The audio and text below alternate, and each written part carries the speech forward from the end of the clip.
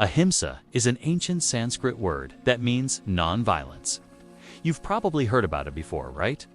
As in the philosophy of pacifism or the movement for non-violent resistance. But have you ever looked deeper into what it really means?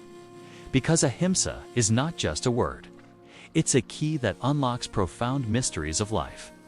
Once you understand its true essence, it can lead you on an incredible journey of self-discovery and transformation. In this episode, we're going to explore the hidden depths of ahimsa and discover how it holds the power to bring about positive change both within ourselves and in the world around us. This is going to be fun. Let's dive in. So let's start by looking at where this idea of ahimsa came from, shall we? The concept has its roots deep in the ancient texts known as the Vedas, which are the oldest scriptures of Hinduism.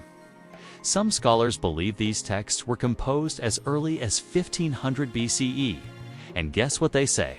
Ahimsa is one of the fundamental principles guiding us towards a harmonious existence. Then there's Jainism, which is an ancient Indian religion that places ahimsa as the cornerstone of its philosophy. Jains believe in non-violence, not just in action, but also in thought and intention. One of the most influential teachers of ahimsa was Mahavira, whose teachings laid the foundation for this path of non-violence thousands of years ago. He showed people that by living a life of ahimsa, we can break free from the cycle of birth, death, and rebirth. But that's not all. Ahimsa finds its place in Buddhism too. The Buddha, the founder of Buddhism, emphasized the importance of non-violence as a way to end suffering caused by our actions towards others. Then we come across ancient Hindu epics like the Mahabharata and the Ramayana. They narrate stories of great sages who radiated peace and harmony wherever they went. These stories are symbolic representations of the power of living a life of ahimsa. One myth that stands out is the tale of two kings. One who lived a life of non-violence and the other who ruled through force and violence. Guess what happens? The king who chose violence met his end in a violent and untimely manner. His kingdom fell into ruin. On the other hand, the sage who lived a life of ahimsa, well, he attained immortality. Now fast forward to modern times and you'll find inspiring figures like Mahatma Gandhi who championed the philosophy of Satyagraha, which is a form of non-violent resistance. Gandhi led India's struggle for independence against the British Empire and inspired countless people worldwide to fight for justice and equality through peaceful means. And here's something really interesting. The term ahimsa is mentioned over 600 times in the Yoga Sutras of Patanjali, which is an ancient text that lays out the path of yoga.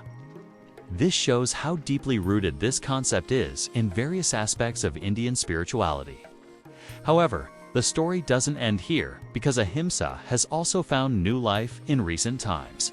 It's being rediscovered in various fields such as conflict resolution, peace studies, environmental activism, nonviolent communication, and even psychotherapy.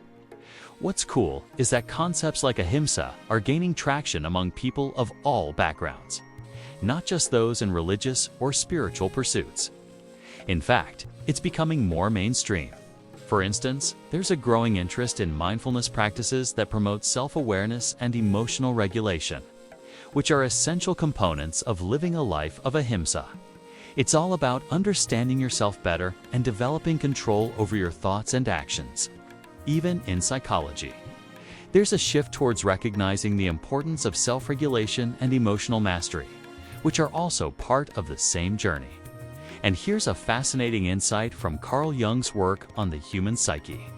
He talks about how facing our shadow, our hidden complexes, and repressed emotions can lead to greater wholeness and self-realization. This process of integrating our shadow self is similar to the transformative power of embracing ahimsa in our lives. By confronting our own darkness and integrating it into our conscious awareness, we can achieve a state of inner harmony and balance.